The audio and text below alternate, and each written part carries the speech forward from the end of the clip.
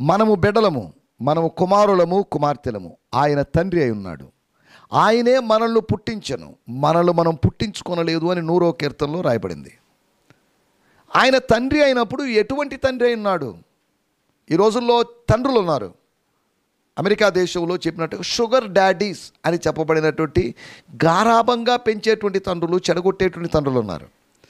కానీ దేవుడు ఎటువంటి తండ్రి అని మనం ఆలోచిస్తే ఆయన అక్కరలు ఎరిగిన తండ్రి.